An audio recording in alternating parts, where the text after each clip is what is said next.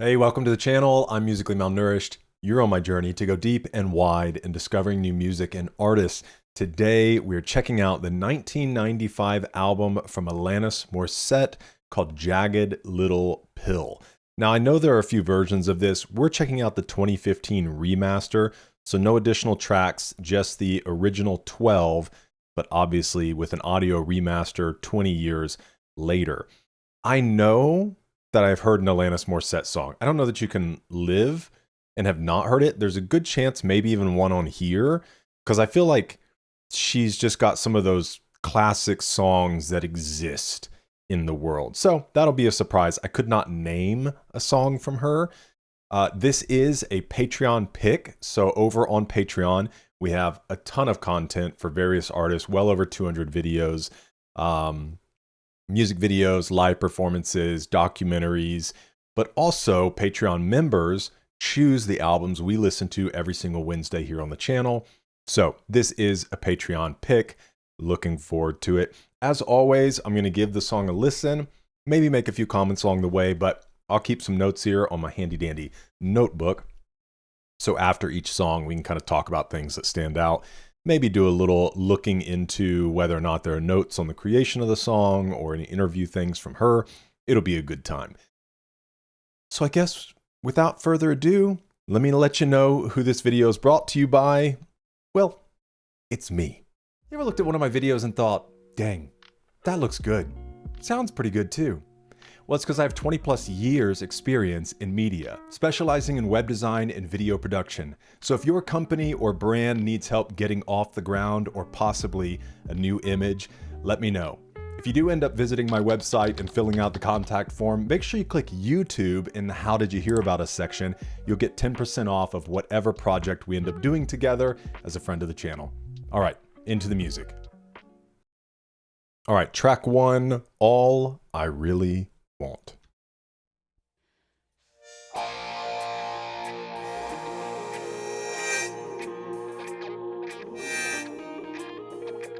A harmonica? Been a minute since I've heard a harmonica.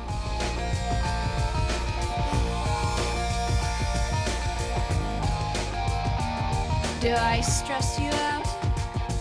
My sweater is on backwards and inside out, and you say how appropriate. I don't want to dissect everything today. I don't mean to pick you apart, you see, but I can't help it. And there I go, jumping before the gunshot has gone off. Slap me with the splintered ruler, and it would knock me to the floor if I wasn't there already. If only I could hunt the hunter. And all I really want is some patience. She's got this edge to her. The angry voice. And all I really want is deliverance.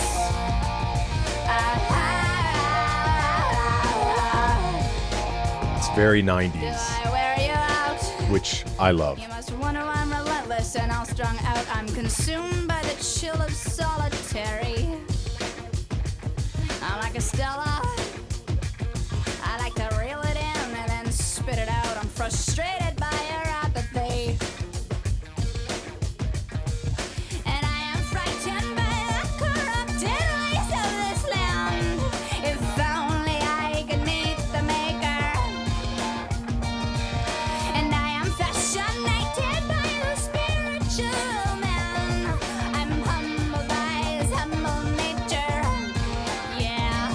And what I wouldn't give to find a soulmate.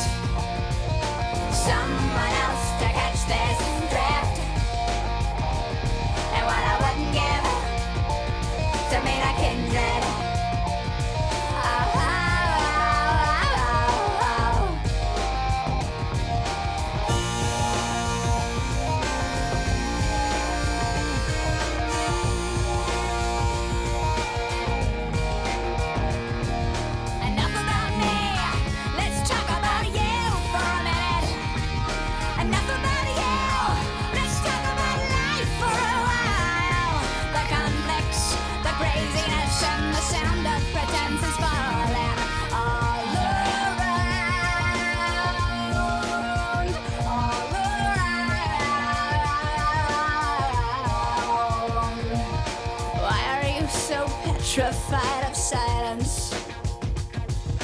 Here, can you handle this? Did you think about your bills, your rents, That's your cool. deadlines, or when you think you're gonna die? Or did you long for the next distraction? And all I need now is intellectual intercourse, a soul that dig the hole much deeper. And I have no concept of time other than it is flying. If only I could kill the killer. And all I really want is some peace, man. A place to find a common ground. And all I really want is a wavelength. And all I really want is some comfort. A way to get my hands untied. And all I really want is some justice.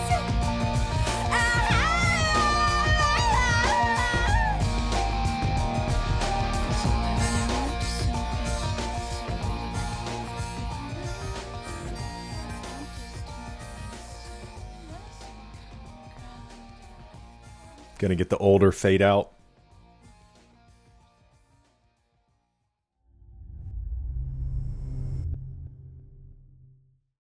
I really don't know what I expected coming into this. And obviously we're only track 1, but I guess in my head, I don't know. When I think Alanis Morissette, maybe because it's such a pretty name, I put her in this more like refined category. And I don't even know I'm trying to think of the artists that I like think of when I think of her name, and it's escaping me. But I did not expect this. This is very much, and I'm curious. I want to look and see what genre this is placed in. Although she may flow in different places, it's listed as alternative. But she definitely carries that kind of 90s grunge, alternative rock.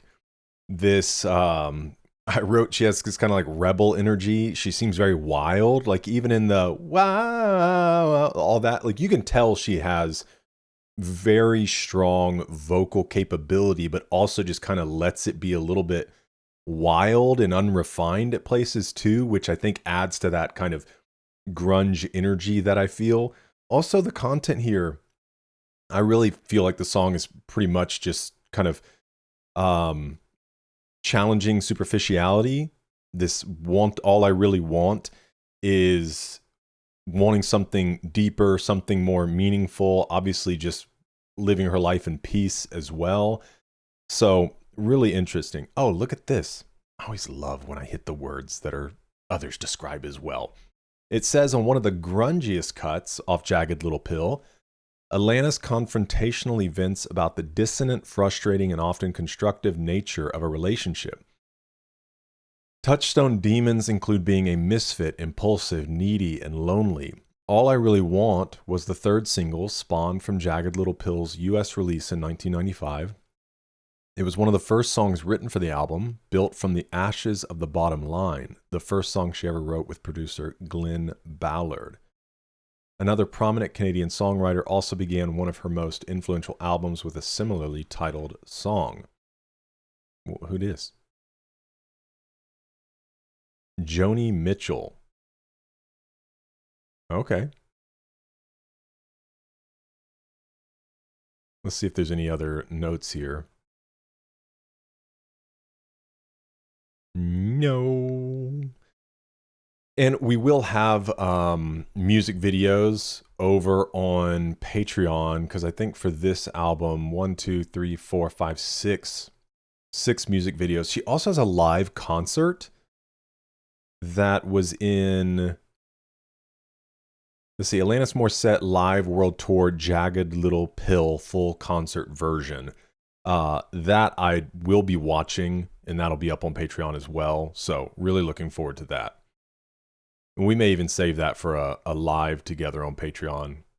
I don't know. Those concert videos are a lot more fun to watch live. Okay.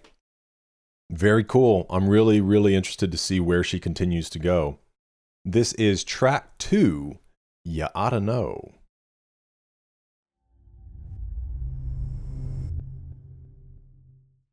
I want you to know that I'm happy for you.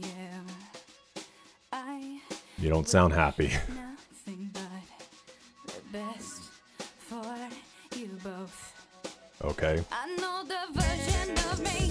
Is she perverted like me? Would she go down on you in a theater? Okay, was not expecting this. Speak eloquently, and would she have your baby? I'm sure she'd make a really excellent mother.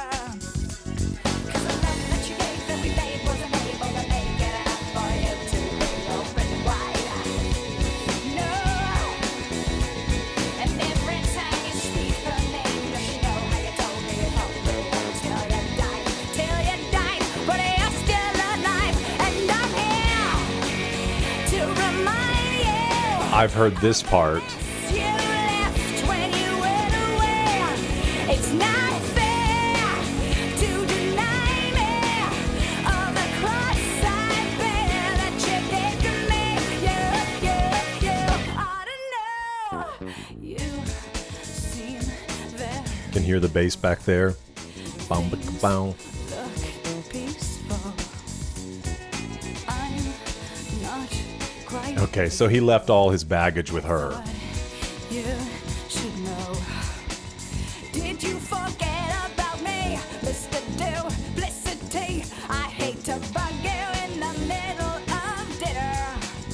There was a slap in the face, how quickly I was replaced. And are you thinking of me when you fuck her?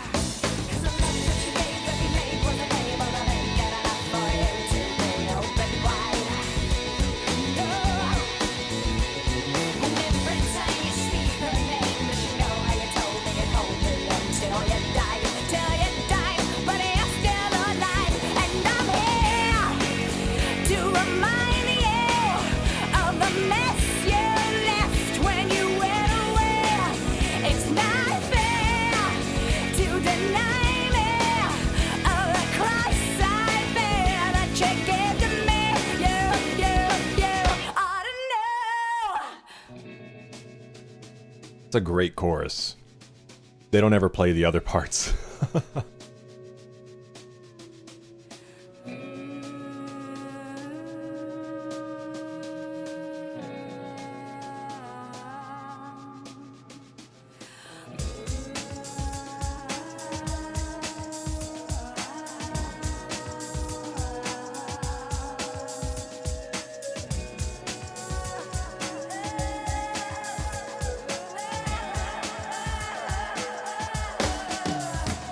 Cause I joke that you laid in the bed that was made, and I'm not gonna fade as soon as you close your eyes. And you know it. Every time I stretch my nails down someone else's back, I hope you feel it. Well, can you feel it?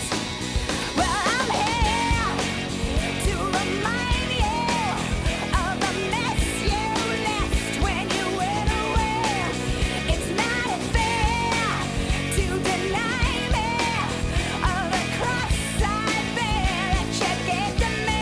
You ought to know I'm here to remind you of the mess you left when you went away. It's not fair to deny me of the cross I bear that you gave to me. You ought to know.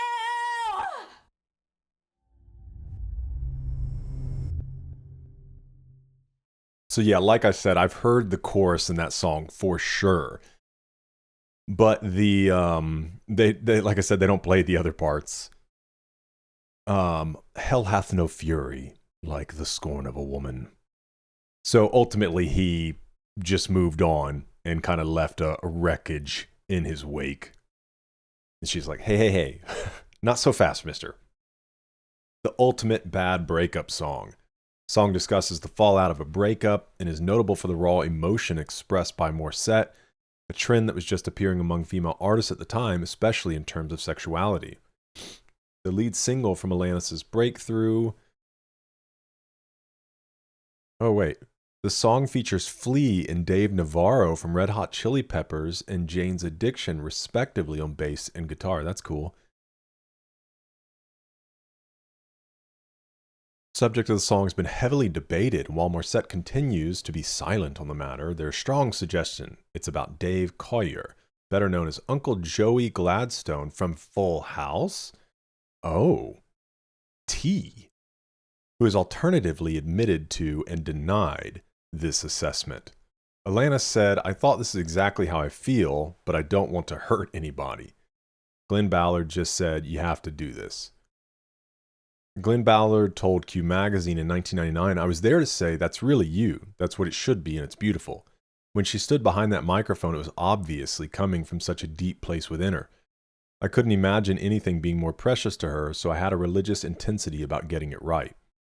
Dave Navarro said there were no guide tracks. We just had the vocal to work from.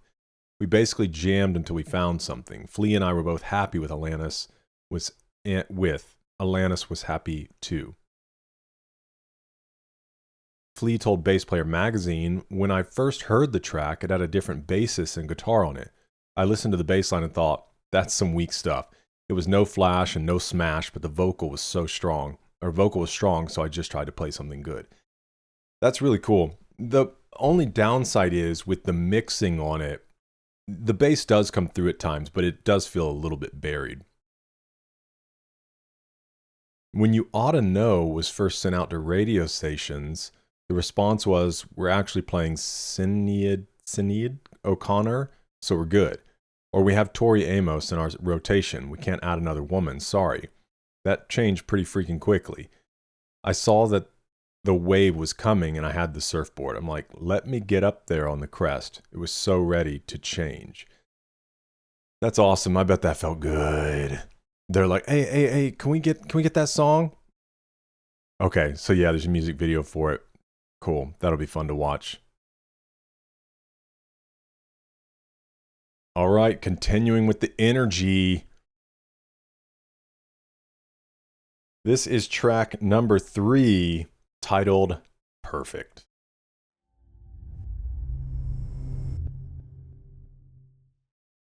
Sometimes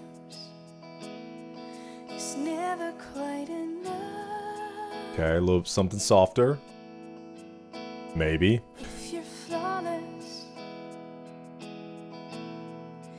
then you're in my life. Yeah, see, she's got those really pretty notes in her. Don't forget to win first place. Don't forget to keep that smile on your face. Be a good boy. Is this about like putting pressure? Because it comes across as like a song to your son, but kind of from a different standpoint. Like tongue-in-cheek.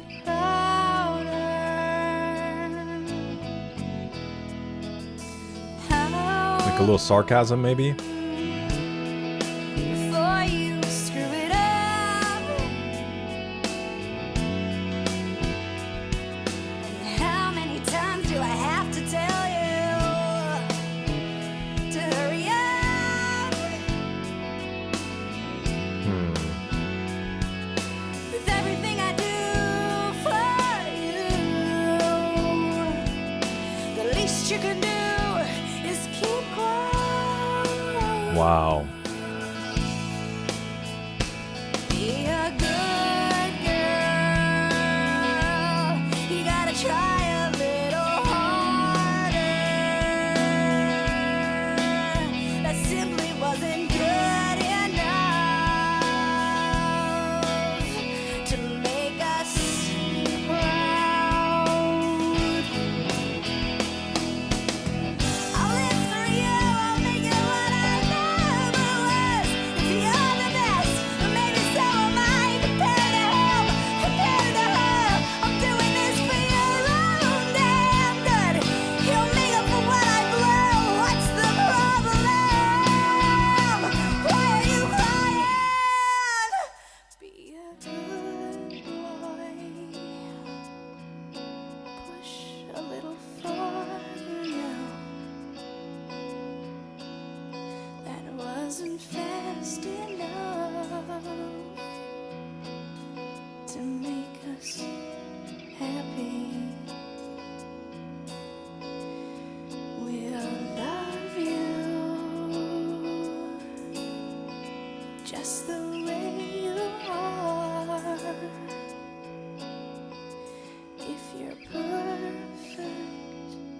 Wow.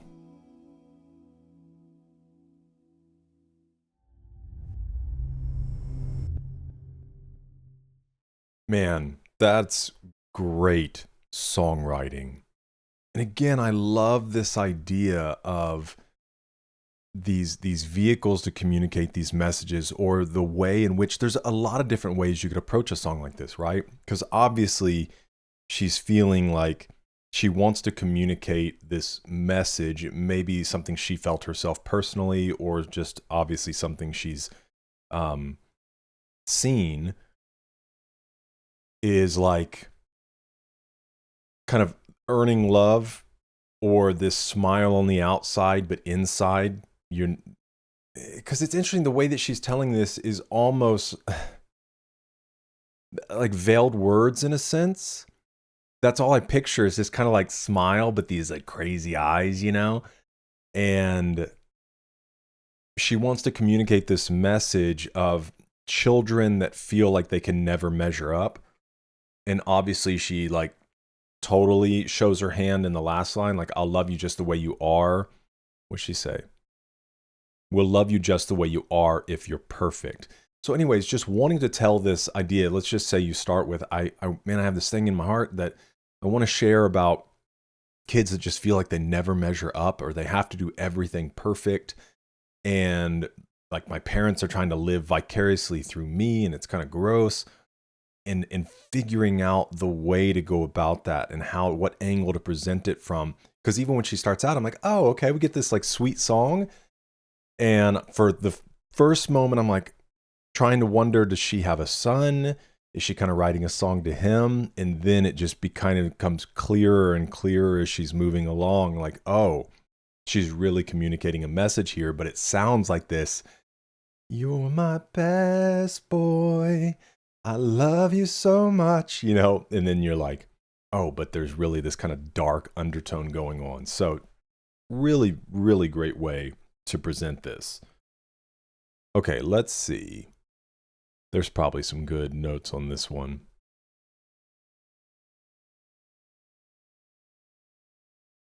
The song is from the perspective of a parent attempting to live vicariously through their child, who they push hard to achieve, to the point it's having a negative impact on the child.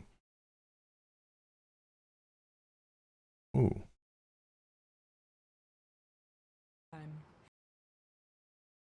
Sweet. Little interview. Okay, let me grab that.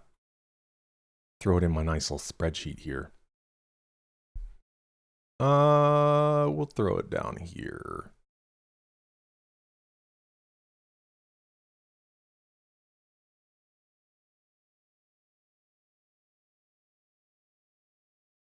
Cool. Always like when we find other things.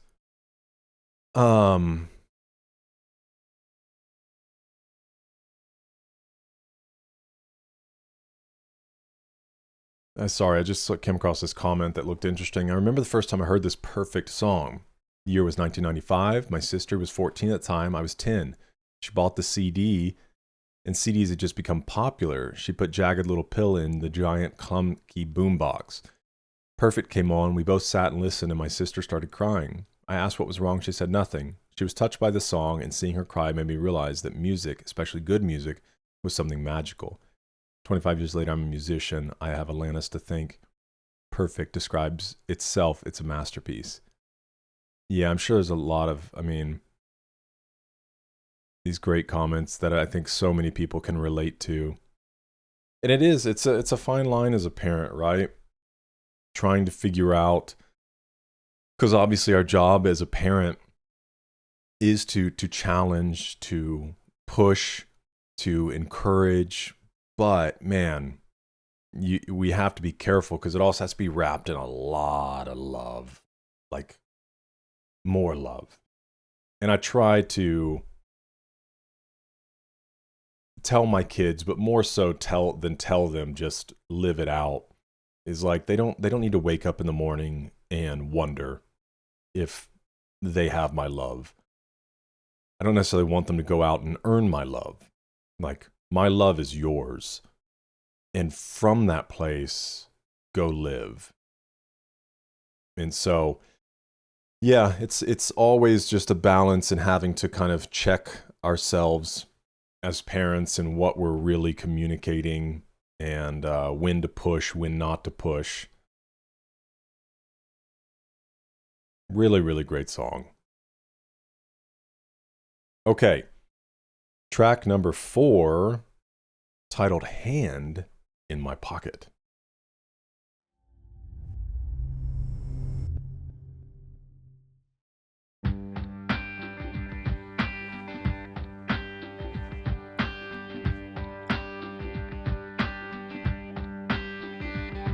I'm broke, but I'm happy.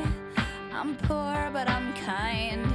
I'm short, but I'm healthy. Yeah. I'm high, but I'm grounded. I'm sane, but I'm overwhelmed. I'm lost, but I'm hopeful, baby. And what it all comes down to is that everything's gonna be fine, fine, fine. 'Cause I've got one hand in my pocket and the other one is giving a high five. I feel drunk, but I'm sober. I'm young and I'm underpaid. I'm tired, but I'm working, yeah. I care, but I'm restless. I'm here, but I'm really gone. I'm wrong and I'm sorry, baby. And what it all comes down to is that everything's gonna be quite alright. 'Cause I've got one hand in my pocket and the other one is flicking a cigarette.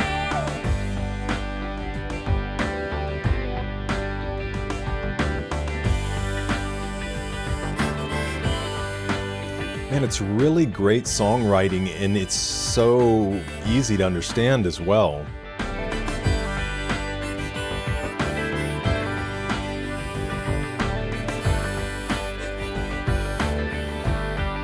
And what it all comes down to is that I haven't got it all figured out just yet.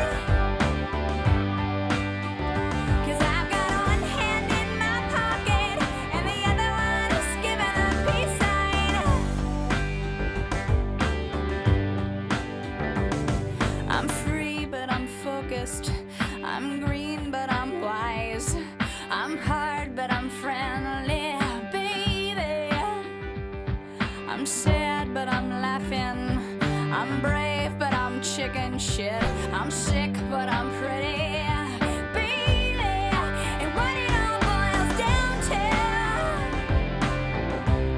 is that no one's really got it figured out just yet. But I've got one hand in my pocket and the other one is playing the piano. And what it all comes down to, my friends, yeah, is that everything is just fine, fine, fine. 'Cause I've got one hand in my pocket and the other one is hailing a taxi cab.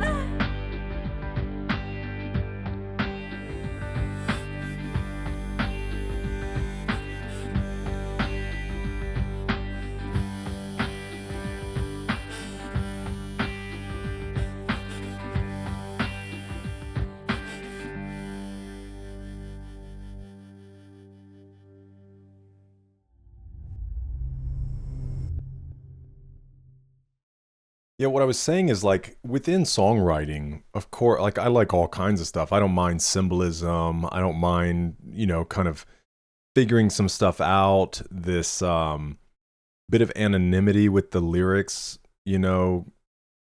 But with her so far, it's super digestible, but at the same time, really, really thoughtful.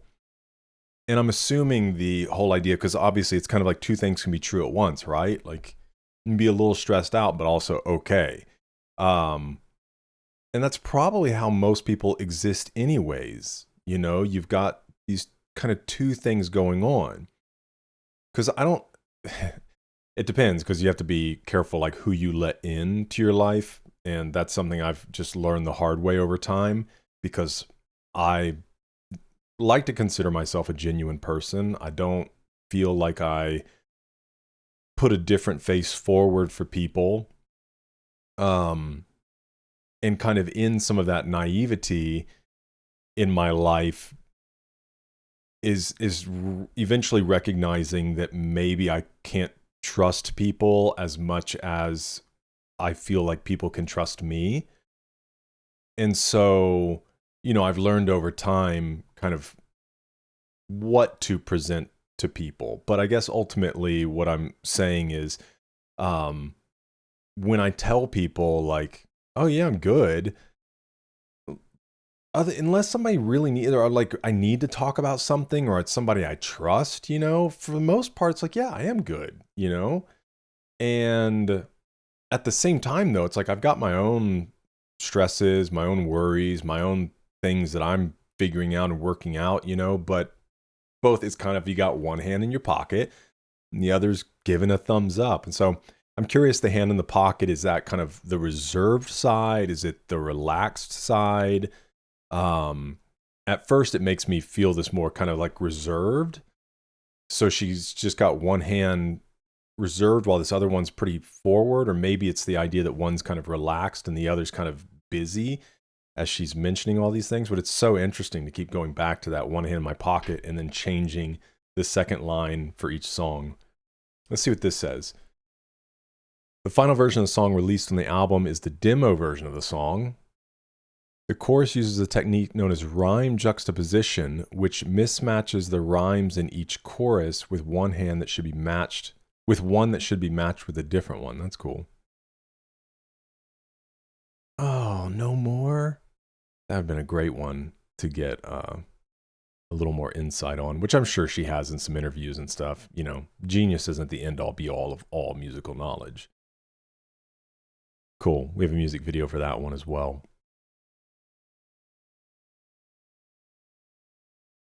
Yeah.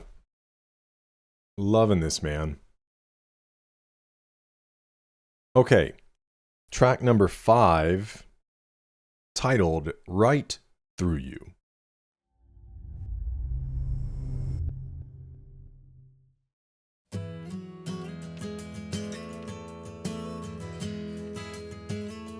Wait a minute, man.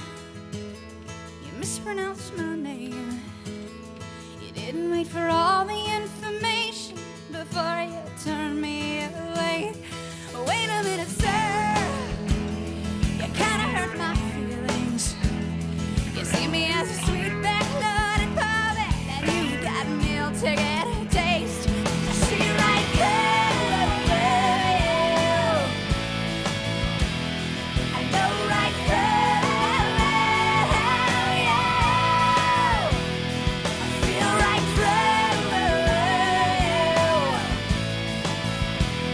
I walk right through you.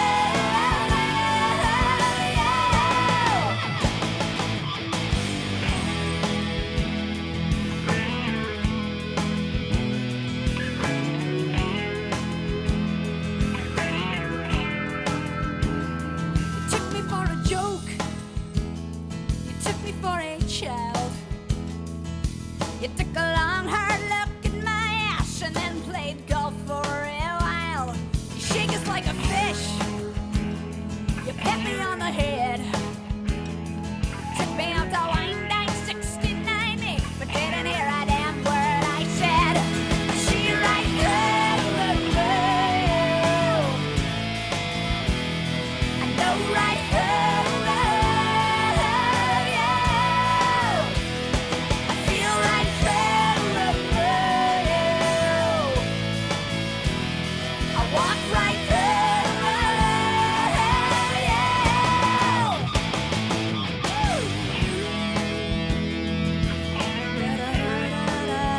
I love these little musical breaks she has in the songs. Oh, hello, Mr. Man. You didn't think I'd come back. You didn't think I'd show up with my army and this ammunition on my back. Now that I missed thing, zillionaire. You scan the credits for your name and wonder why it's not there. I see right through you. I know right through you. Feel right through you. I walk right through you.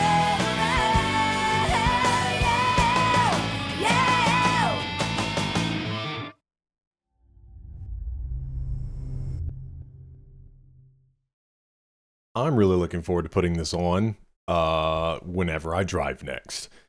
This is really great listening music. Makes me want to like sit in the dark in my office chair. I mean, the song seems to be speaking about someone that's just using you. Someone that doesn't want any more than what they want, which is not the recipe for a good relationship. And if that's the way somebody's treating you, see right through them. Because that's not, you deserve more than that. Okay, let's see.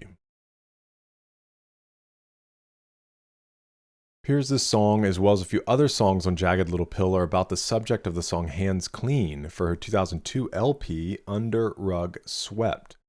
Hands Clean was written looking back on an affair and long-term relationship 14-year-old Alanis had with a record industry executive.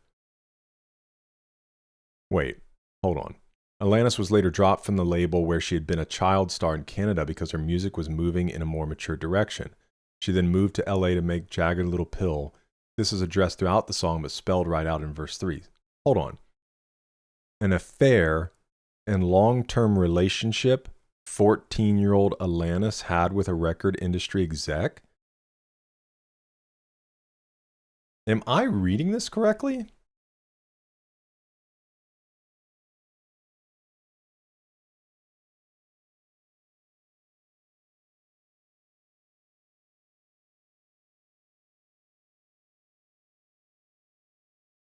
Alanis Morissette revealed that at age 15, she was sexually exploited and experienced statutory rape by multiple older men in the music industry. She later clarified in the 2021 documentary Jagged that these experiences with men in positions of power which she previously normalized were traumatic instances of abuse. Well, yeah. Long-term coercive situations with industry adults when she was a teenager? Gosh. Bastards. Ah. The age and consent in Canada was 14? What? What? How am... Did I... What? When did age of consent in USA... Or when did the age of consent change in the US? Age of consent were raised across the US during the late 19th century, early 20th century. By 1920, 26 states had an age consent at 16. 21 states had an age of consent at 18. One state, Georgia, had an age... Of course, dang it. My state. Small adjustments to these laws occurred after 1920. Did that eventually become like a Supreme Court thing? When did the age of consent... Wait, is age of consent still state by state? Age of consent in the United States is still determined on a state-by-state basis, ranging from 16 to 18. While there's no uniform federal age, most states set the age at 16, though several states have set it to 17 or 18.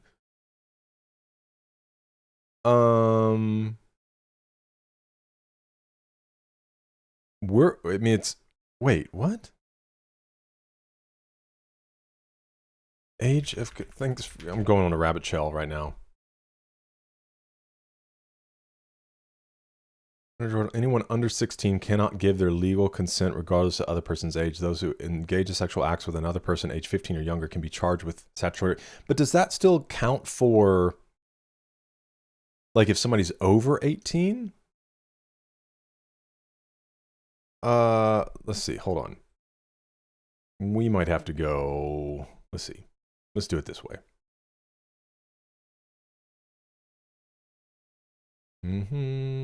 Okay.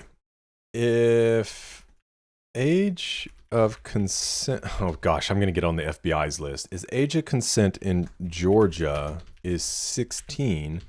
Does that mean that someone over 18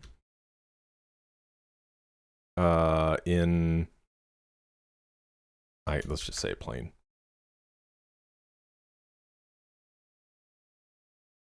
Age consent, which means 16 or 17-year-old can legally consent to sexual activity in many cases. The person 16 or 17 genuinely consent to sex with someone 18 or older. There's no strict Romeo and Juliet. Okay, so if they're in a position of authority or trust, uses for, well, yeah, I mean, that should be in any case.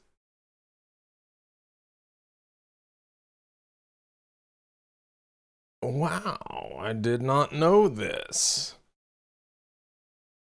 Interesting. Better stay away from my daughter. Gosh, dude. It's so crazy. I mean, it's just wild to read. A 14 or 15-year-old in an affair with someone that, you know, not only just an older person, but somebody that she should have been able to trust. Gosh, dude. People in power really, really suck sometimes. Especially in entertainment industry, man. Okay. Did not know that. Oh, and I was curious about this line, sweet back loaded puppet. Alanis thought this whole time she was an artist that her label lover had really appreciated. However, as she matured, she realized they just wanted a kid puppet with a pretty face to sell records. Well, and give them pleasure. A sweet back-loaded puppet. Okay. I thought it was sweet back, loaded puppet. All right. Now that my day is a little more ruined, track number 6, titled Forgiven.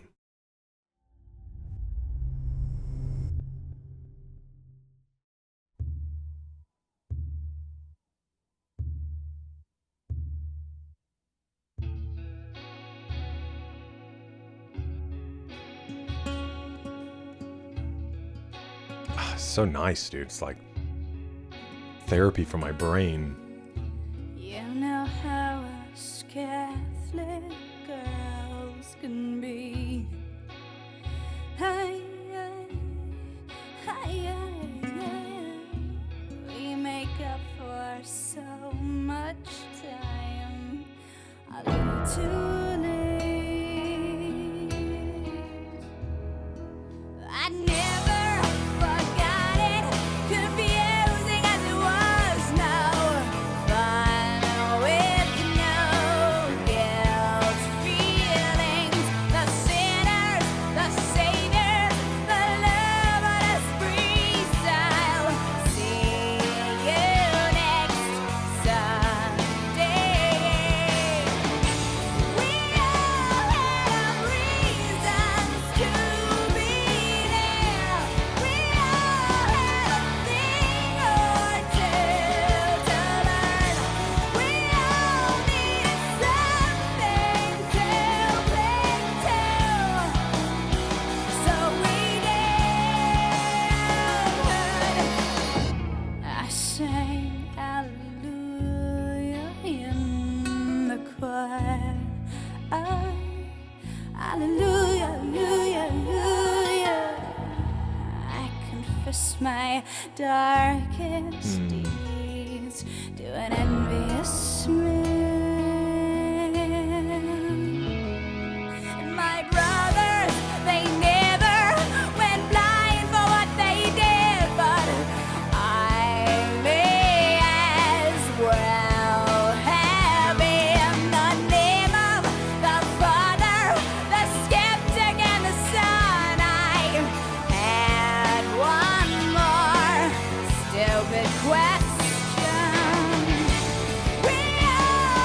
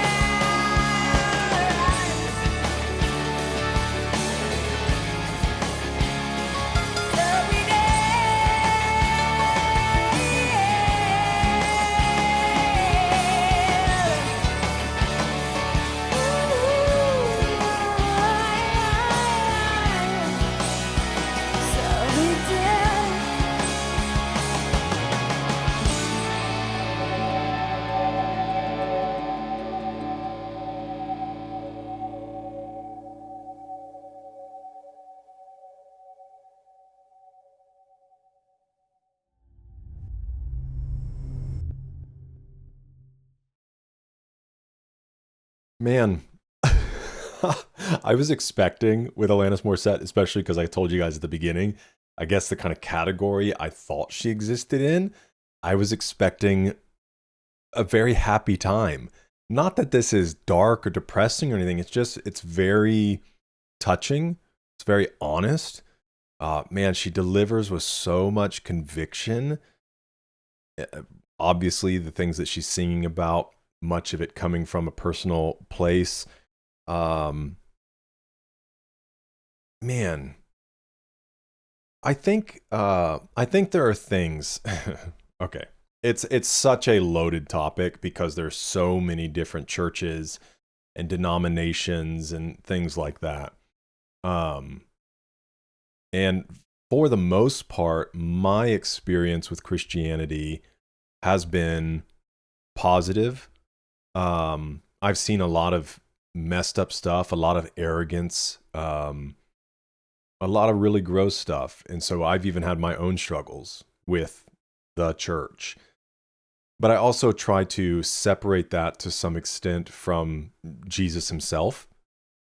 Like, Jesus has never done anything bad to me. I've had bad stuff happen to me. I've had other people do bad things to me, but Jesus himself has gosh, it makes me emotional. He's always been there for me, always encouraged me, always led me with wisdom, always been there to bring peace. He's never failed me. People have failed me, the church has failed me, but I also try to separate that from what the church really is. The church is not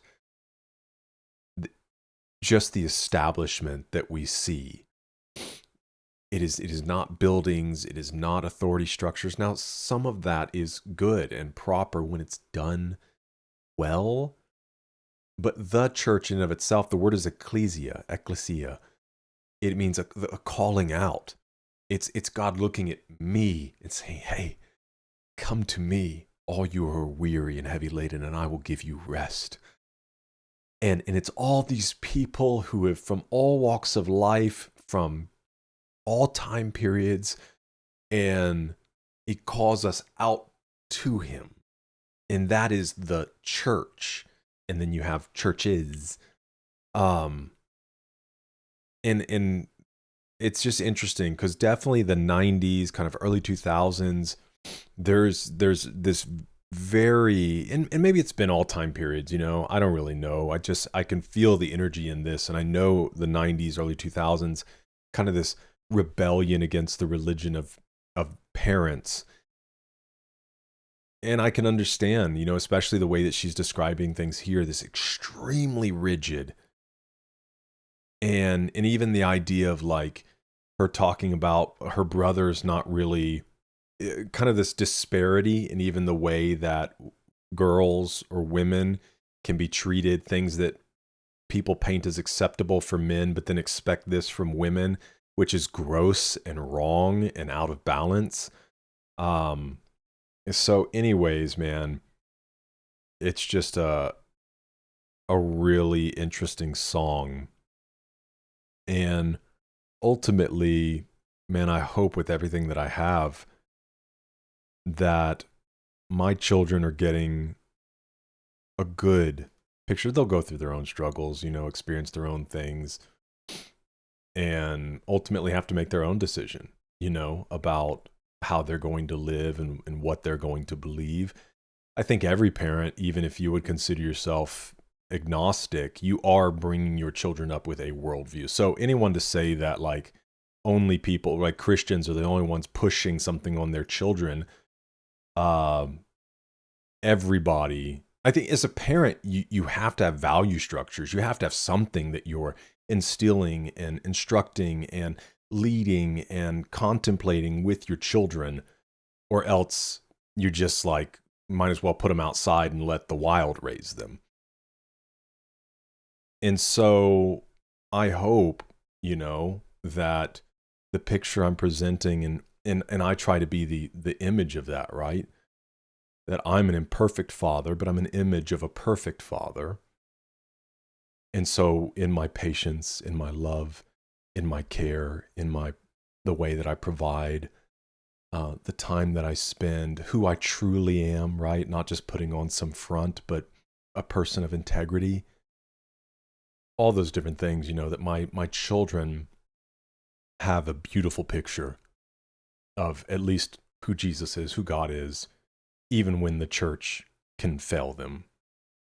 So, anyways, I know it's a bigger subject, and obviously all throughout this video, like, I love having conversation with you guys in the comments. I'm not shy about my faith because it's inseparable from who I am.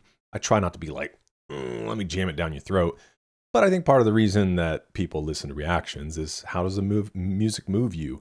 And we're all different people with different stories and things like that. So I do love, my comments have always been a very respectful place. And I think that's the community that I work really hard to foster, is that we can be honest, we can share our opinions, but that we do it in a respectful manner. And it's a place that everybody can come kind of gather around this thing called music and learn from one another. And so anyways, feel free to share in the comments your thoughts.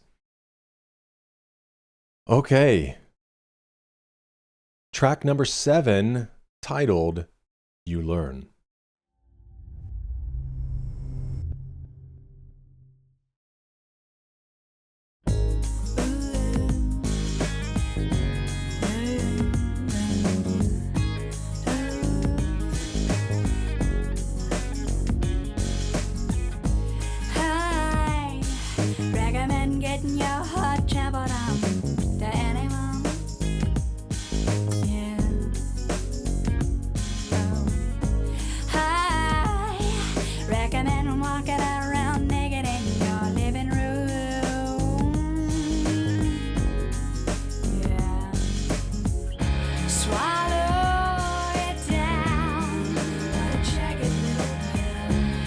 There we get the title line.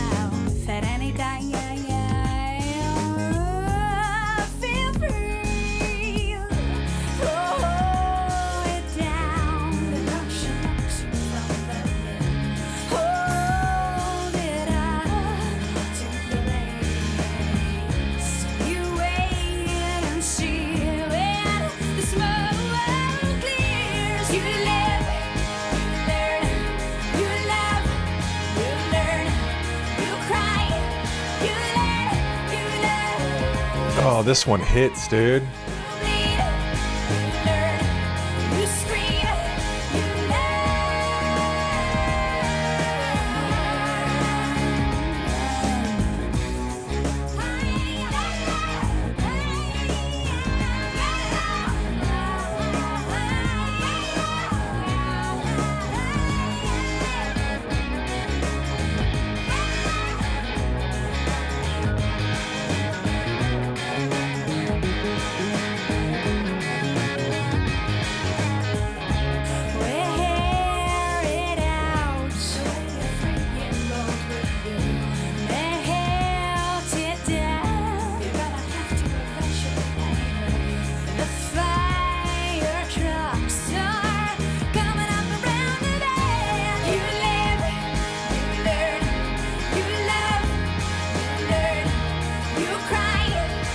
Love this part.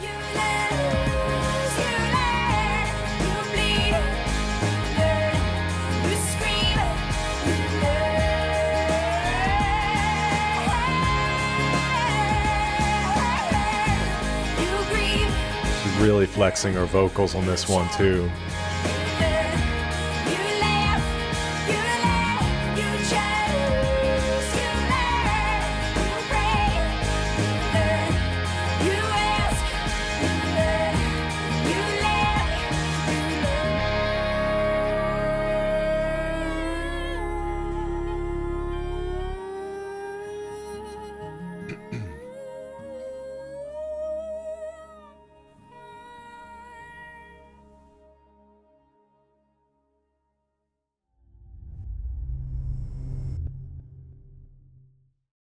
Oh, that was a fun one.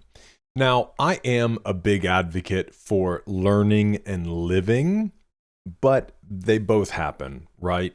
Like, I think trying to walk in wisdom, think carefully about our steps, and try to learn from failures around, not failures around us. Yeah, look at all the losers around you. You know what I mean. Learn from the failures of others and try not to repeat some of those same mistakes. But at the same time, like, you will live and learn.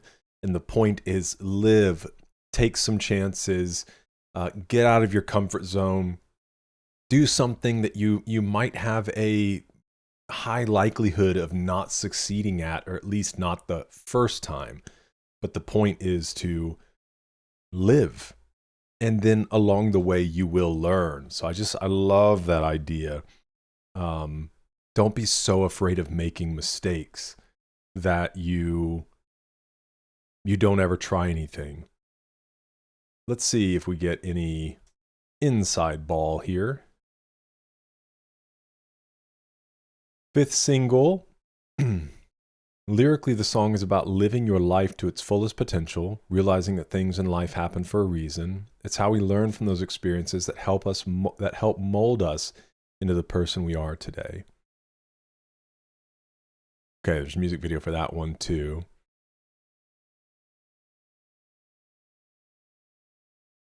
Graduate from the School of Hard Knocks.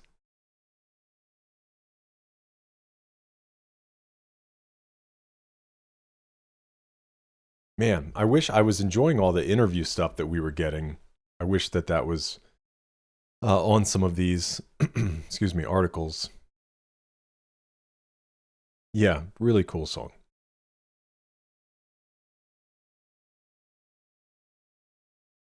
I'm going to be riding down the road.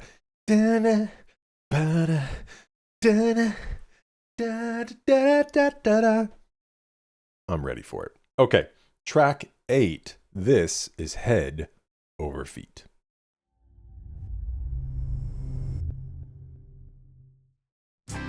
I had no choice but to hear you.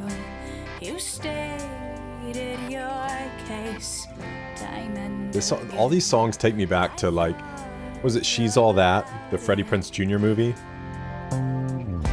You treat me like I'm a princess. I'm not used to like that. This is the opposite of, like, the earlier song. How my day was. You've already won me over in spite of me, and don't be alarmed if I fall. I love this. Head over feet. It's what you deserve, girl. Surprised if I love you for all that you are. I couldn't help it. It's all your fault. Your love is thick and it swallowed me whole. You're so much braver than I gave you credit for. That's not lip service. You've already won me over in spite of me, and don't be alarmed if I fall head over feet, and don't be surprised if I love you for all that you are. I couldn't help it. It's all your fault. The chorus sounds familiar. The bearer of unconditional things, you held your breath and the door for me. Thanks for your patience. Well, bringing the harmonica back.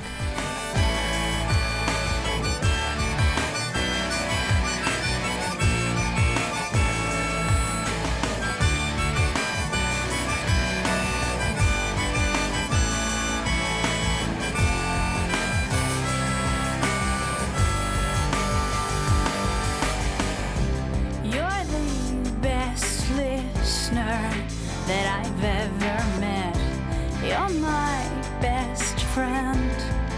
best friend with benefits. What took me so long? This is like a cool drink of water. I feel so happy for her. Before. I've never wanted something rational. I am aware now. I am aware now.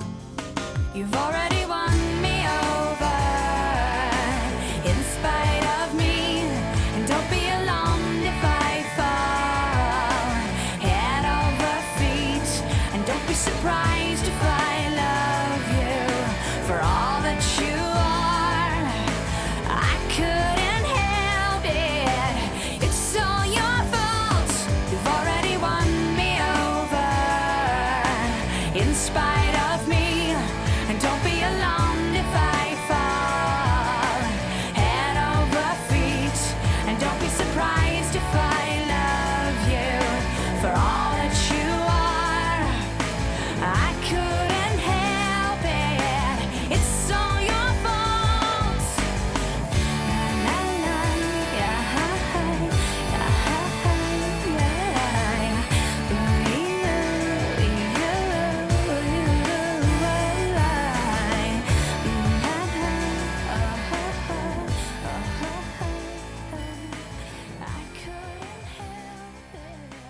it's all your fault.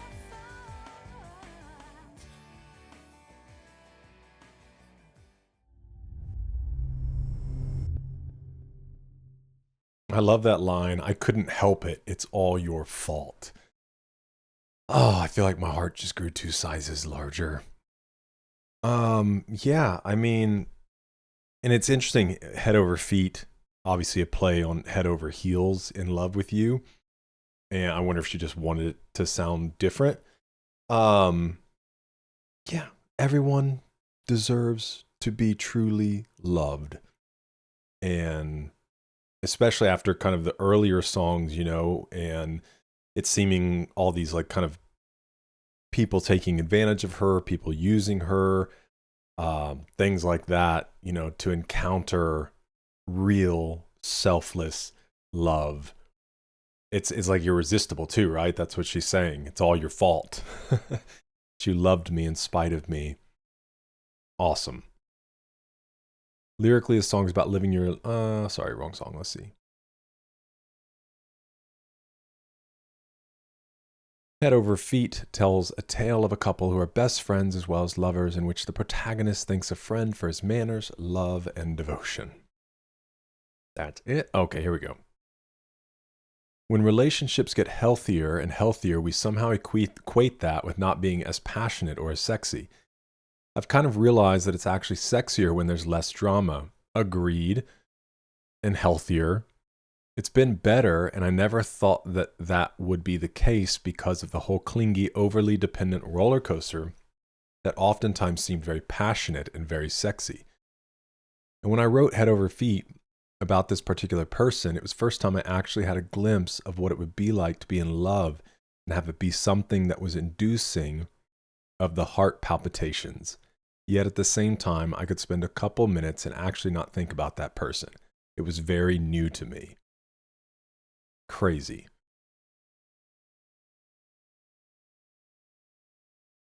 Yeah, I wish that kind of love wasn't so rare and foreign to people, man. Makes me really grateful, you know, for what my wife and I want to say found, yes, at first, but then cultivated, you know?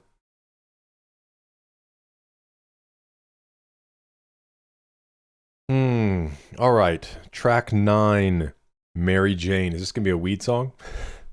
We'll see.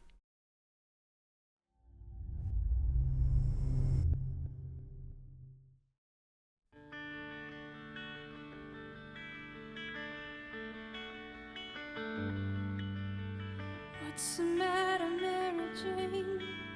Had a hard day.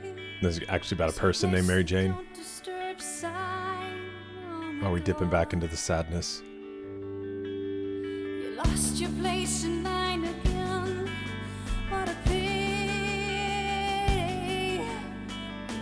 seem to wanna dance anymore. It's a long way down on this roller coaster. The next chance streetcar went off the track, and you're on it. I hear you counting sheep again, Mary Jane. What's the point of trying to dream anymore? I hear you losing weight again, Mary Jane. Do you ever wonder who you're losing it for? Well, it's full speed, baby, in the wrong direction. There's a few more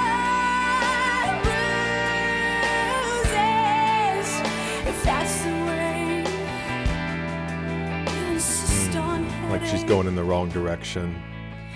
Please be honest, Mary Jane. Are you heavy? Please don't censor your tears.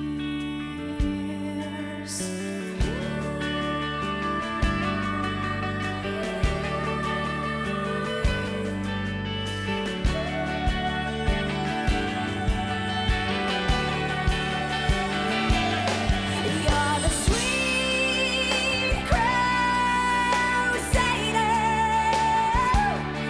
and you're on your way. You're the last great innocent, and that's why I love you. So take this moment, Mary Jane, and be selfish. Worry not about the cars that go by, 'cause all that matters, Mary Jane, is your freedom. So keep warm, my dear. Keep dry.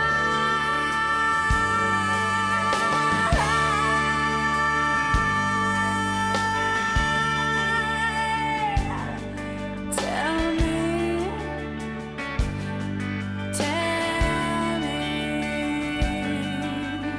what's the matter, Mary Jane?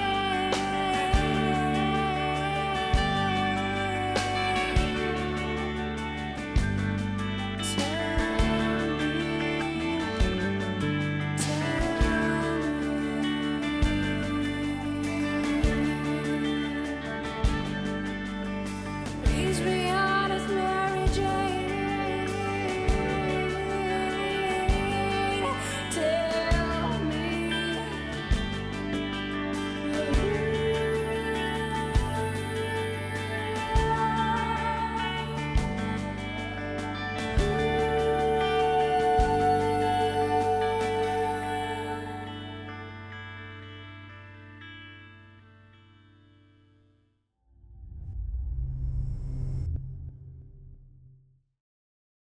And the song seems to speak about kind of like not living as her true self, but just what she thinks other people want. Kind of this really deep self-consciousness.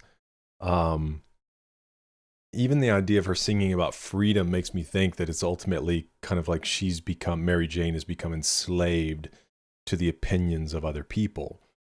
Now, I don't try to live life. I don't think I should. Let me see. For me personally, I don't think the best way to live life is to kind of throw the middle finger up at everybody, because we exist in communities and families, and we have to give thought to other people. That's why you don't walk into like my daughter, she loves to sing and we love her to sing and she likes writing songs. Um, and at times she just like will sing when there's, we're like in the room together, or maybe we all get in the vehicle together and she'll start singing.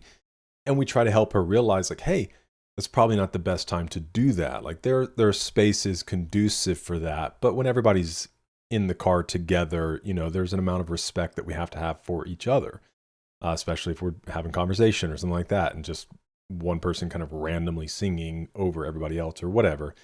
You understand what I'm saying? It's the same reason why when you have a certain way you conduct yourself at a funeral versus a wedding, because we're aware of the surroundings that we're in. But we have to be careful not to become enslaved to everybody else's opinions, and we only act specific ways because we think it's what's going to appeal to a person. Because in that way, you're not free. You are enslaved to the opinions of everybody else. And I lived a lot of my life like that. Well, maybe the first half of my life. Okay. Looks like we got a good thing here. In her Spotify series, The Real Story of Jagged Little Pill, Alanis described this song by saying, "It was my empathy for the feminine, for the vulnerable, and the self-care, particularly for those of us who are service-oriented and generous, and the orientation in life is to give and ask questions later. For the people who are in a position of service, for their career or otherwise, just a reminder to take care." And it was slightly influenced by a friend of mine at the time. Just watching how sweet she was to me and sweet she was to everybody, then she would go home at night and be really depleted, and in my case, I would go home and be really depressed. So I just thought that there was something that needed to be said about the self-care needing to be upped and the empathy. Being in context with so many narcissistic people, the two qualities that disappeared were curiosity about well-being, like even just a "how you doing?" That would never happen for emotional well-being. That wasn't even a consideration. And then empathy. Often there was no empathy. So that song was my way of turning it around and singing to myself in a lot of ways. I would often listen to that song on tour and pretend that woman was singing to me. That's sweet. Throughout the song, she paints the picture of a character who has lost enthusiasm for living, withdrawn from the world and is sleepless, dieting, denying herself the freedom to cry in order to appear a certain way that is very different to how she genuinely feels to the objective observer. She is also portrayed as a person making risky choices about their lifestyle to their own detriment and not thinking clearly about the consequences of these decisions before making them.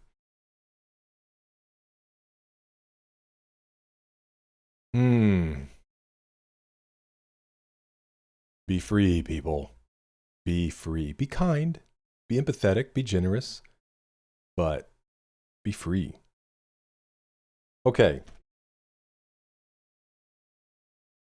Track 10, titled Ironic.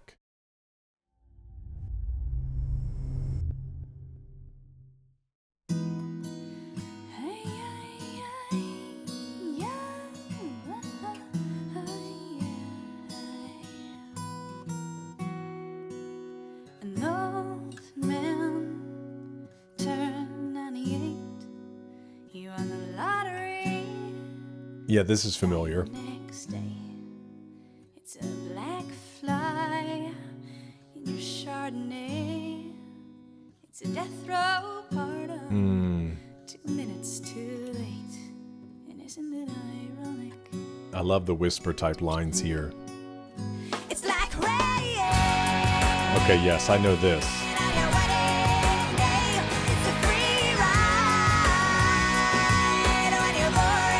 But I've never paid attention to the lyrics.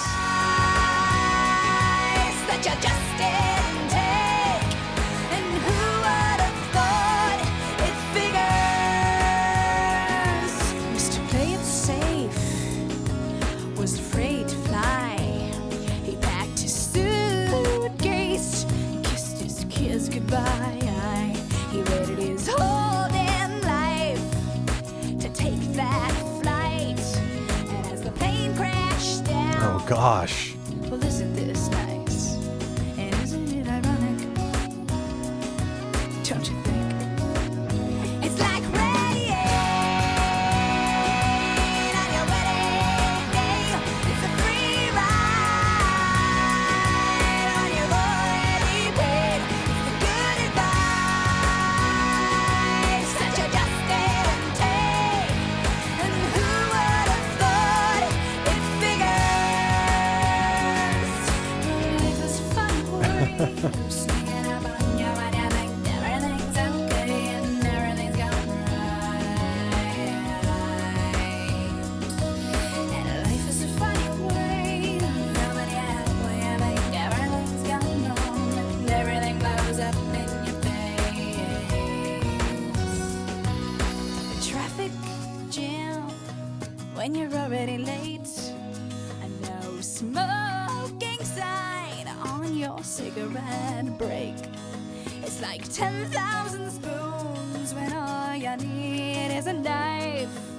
It's meeting the man of my dreams and then meeting his beautiful wife. And isn't it ironic? Don't you think? She delivers those lines so well. Too ironic. And yeah, I really do think it's like rain on your wedding day. It's a free ride on your already paid. It's the good advice that you just didn't take. And who would have thought it figures?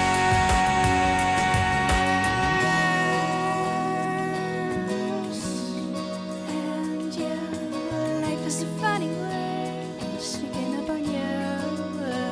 And life is a funny, funny way of helping you out. Helping you out.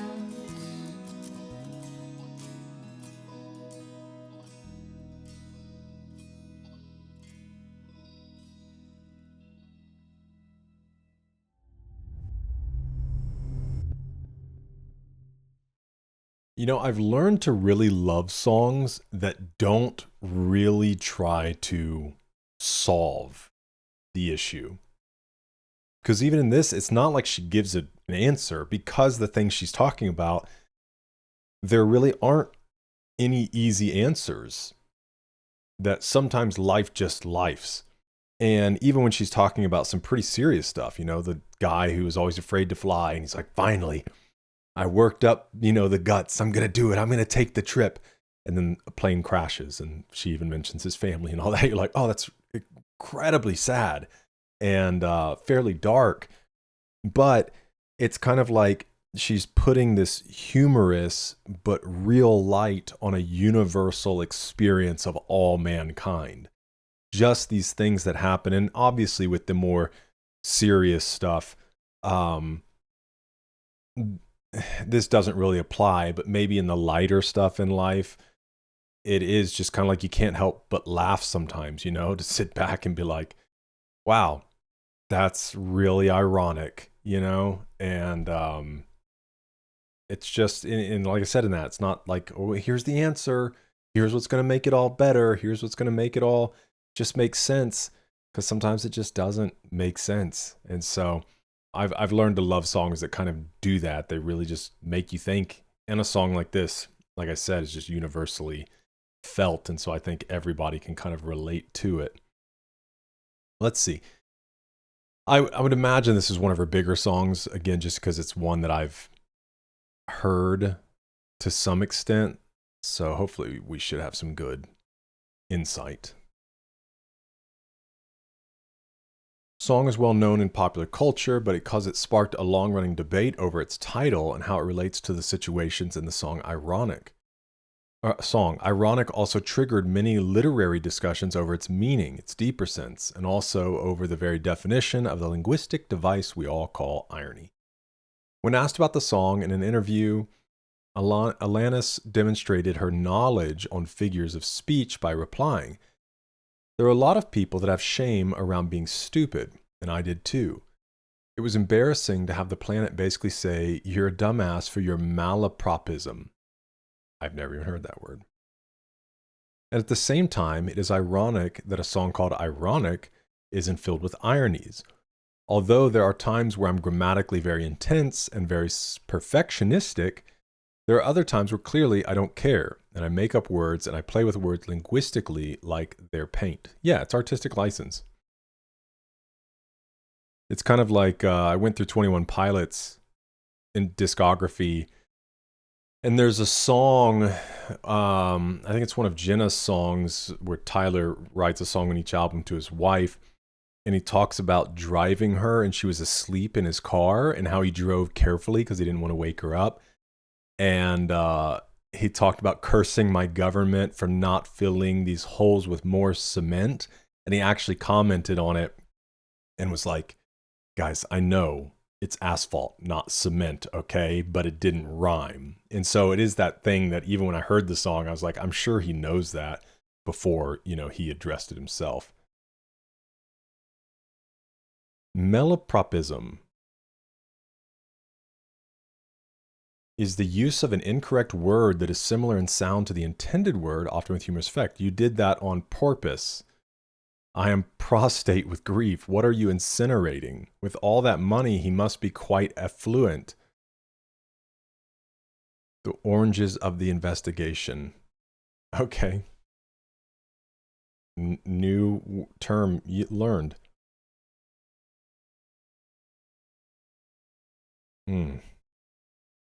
Yeah, that is funny. A song called Ironic that doesn't have irony. Okay. Second to last track here. This is called Not the Doctor, Not the Mama. It's from Dinosaurs. Okay.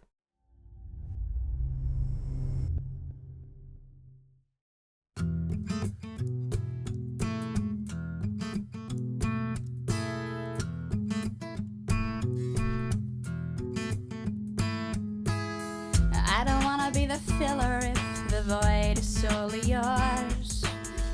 I don't wanna be your glass of single malt whiskey hidden in the bottom drawer. And I don't wanna be a bandage if the wound is not mine. Lend me some fresh air. I don't wanna be adored for what I merely represent to you. I don't wanna be a babysitter, you're a very big boy now. I don't wanna be a mother, I didn't carry you in my womb for 9 months.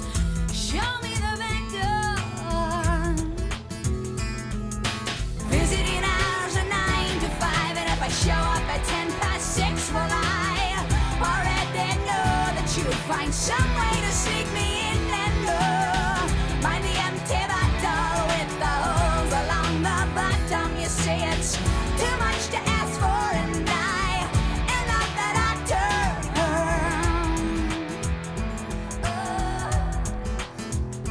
Am not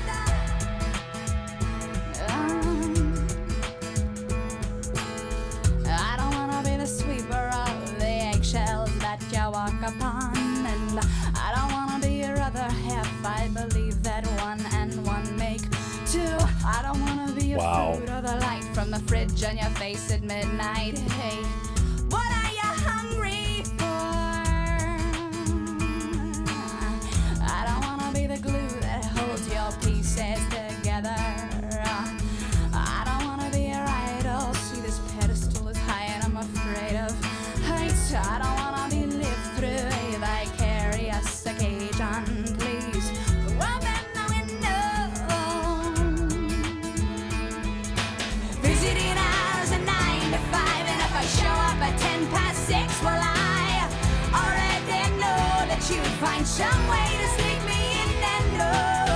Mind the empty bottle with the holes along the bottom. You see, it's too much to ask for, and I am not the doctor.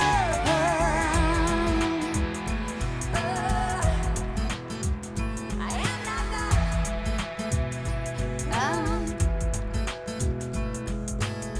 I don't wanna live on someday when my motto is last week, and I don't wanna be responsible for your fractured heart and its wounded beat, and I don't wanna be a substitute for the smoke you've been inhaling. Well, what do you thank me? What do you thank me for?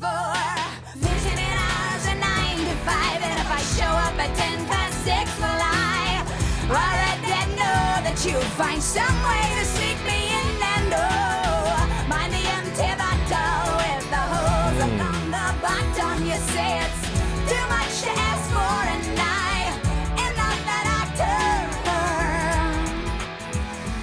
Ooh, am not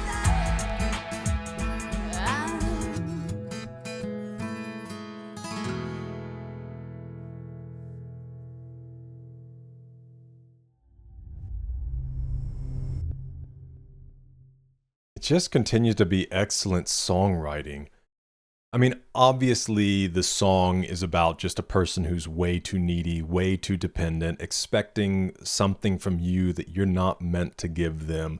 You can't wipe someone else's. But now, I guess it just has to be said because we're on the internet. There are obviously cases, and I had a very close friend of mine who had ALS, and her husband was a bit of a caretaker, but I also saw the stress within that relationship, and eventually they got, some extra help. So obviously there are situations that exist, but for most scenarios outside of those, like, sorry for lack of a better term, my wife is not expected to wipe my butt, treat me like a baby. She is not my mom, and I am not her child. But yet I can't operate like a child, right? Because she's not going to take the place of a mother. But if I'm a grown man acting like a child, then it's going to produce the feeling that she's having, right? And it's so interesting. I'm assuming the line, visiting hours are 9 to 5.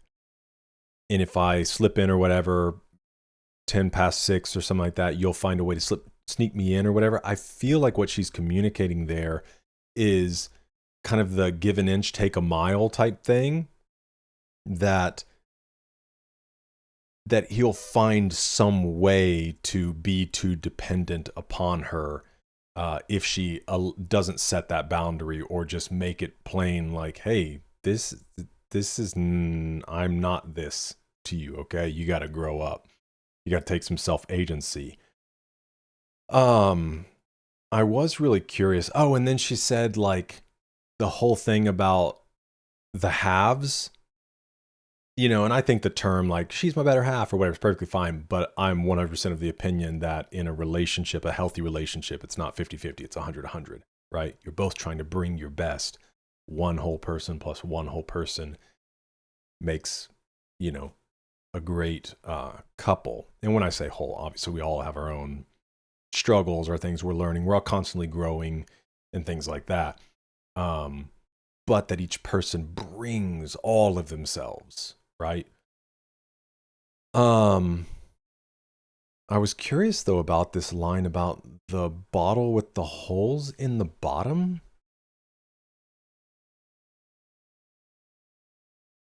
Mind the empty bottle with the holes along the bottom. According to definitely Alanis, the bottle is used to represent the self-esteem of a clingy lover. No matter how much she tries to build him up, he knocks himself down again, leading to a no-win situation. Similarly, no matter how often you fill a bottle with holes in it, it will inevitably empty itself. Alanis says that it's not only written to past boyfriends, but to herself as well. At the same time that I'm writing it to someone else, I'm writing it to myself in a roundabout way. Yeah, sure.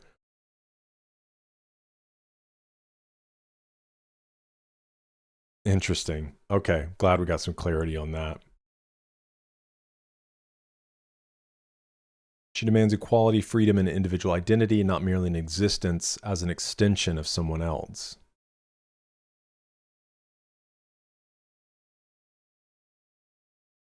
Yeah, everybody else had questions too. For 20 years now, I've wondered. When I was 8, I remember deciding it must be a grown-up thing that I did not know about yet. And now at 28, I know all the grown-up things, yet I still have absolutely no clue what that line means. I mean, it's a great line. It's just the idea that it's like, no matter what she does, no matter how much she gives, it's just going to keep leaking out, and this person is going to become a leech. A vampire, if you will. Okay. Track number 12. Let's see how she closes out this triumphant album. This is Wake Up. Wake Up. Wake up.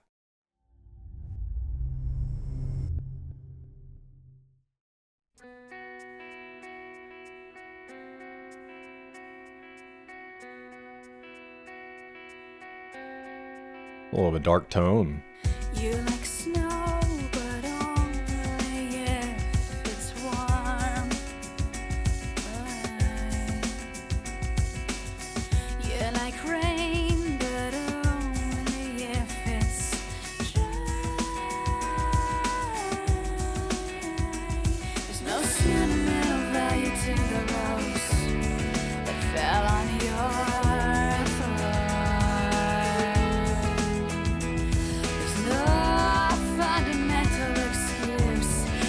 granted I'm taken for, 'cause it's easy not to, so much easier not to, and what goes around never comes around till you.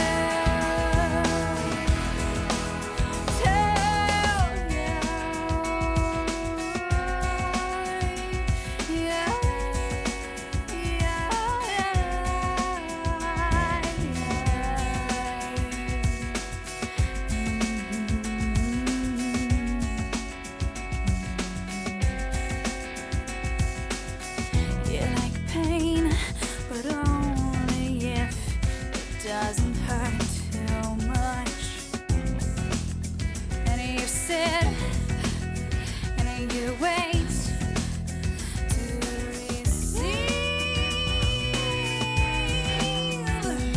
There's an obvious attraction to the path of least resistance in your life. She's very much in this album like grow up. Well, there's an obvious aversion of my mind or my insistence. You try tonight, 'cause it's easy not to, so much easier not to, and what goes around never comes around till you.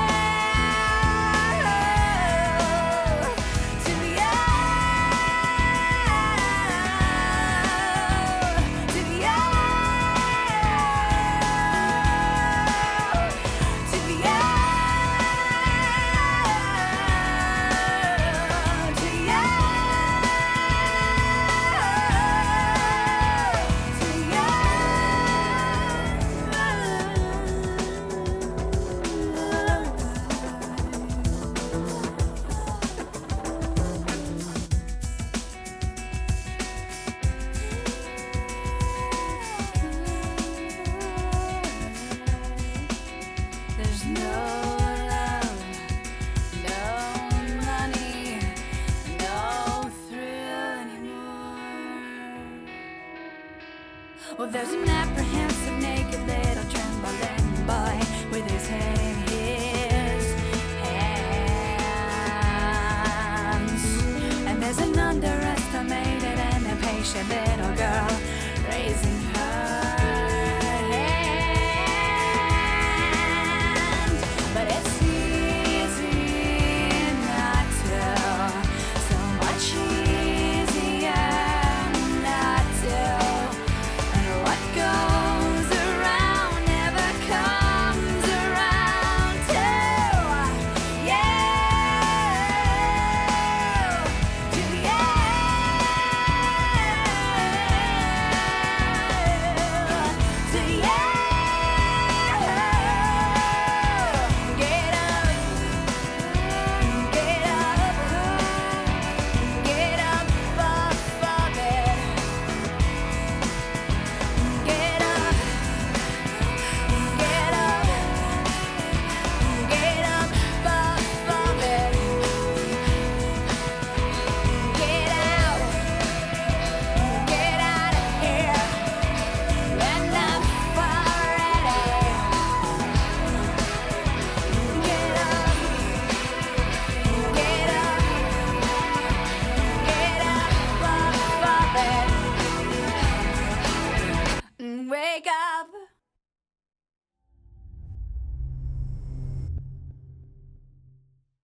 I'm curious there at the end, the get up off of it, is she saying get up off your ass and do something?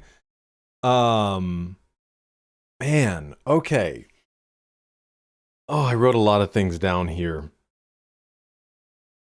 As far as a closing track goes, this does very much feel like the end credits are rolling, you know? She's riding off into the sunset, kind of triumphant. Because even with the darker tone and stuff, I was like, oh man, interesting way to end the album. But it does just feel like the end of a movie, you know? And she has risen through this movie into a triumphant person. I do want to check before I continue with those comments how old she was when she made this album. She was born in 74, 84, 94. So she was 21 years old. So probably 1920 when she's working on the album, puts it out at 21. It does feel like the things that she went through and all of that, that with this album, there's kind of this strength that she found in herself, maybe just having more clarity about who she was and respect for herself, drawing boundaries, not allowing people to take advantage of her anymore. And yeah, it's just this kind of discovery of self and a statement that needs to be made is what it really felt in this song and through this album. Really insightful songwriting. I guess this is where we're kind of moving into just some of my closing thoughts. We'll check and make sure there's not like any big comments or anything for this song. Yeah. No, it doesn't. Yeah, ultimately this album, I think that really just defines it for me. This progression of a person and experiences they've walked through and lessons that they've learned and coming out as like through the fire, you know? And really establishing themselves as kind of a new starting point almost. And I don't want to put words in her mouth for that, but that's just the impression that I get. And really understanding who she is, who her value is, what she does and doesn't want, how she should and shouldn't be treated, what she is and isn't looking for, whether that's professionally, romantically, of herself. So really brilliant, man. Really brilliant songwriting. Really great musically. You know, obviously there is some interesting stuff in there, but it's pretty straightforward. Drums, guitar, bass. You did have the harmonica in there, and her voice carries so much of the mood. But bravo as well, obviously, to the production side of it and the writing and composition and putting it together. But I think a lot of those things for me, and maybe I'll second listen, you know, I'll listen to the musical side of it even deeper. But for this, I was really just taken back by her delivery, her authenticity, and then obviously kind of the important and thought-provoking lyrical content. So, really awesome. Glad I got to experience this. Thanks for hanging out with me for this. Again, music videos, other content will be up on Patreon. It's a great way to support the channel because obviously these videos are copyright protected. We have a great community over there. Would love to know your thoughts down in the comments. Thanks again for hanging out with me. I hope to see you in the next one. It's reading good.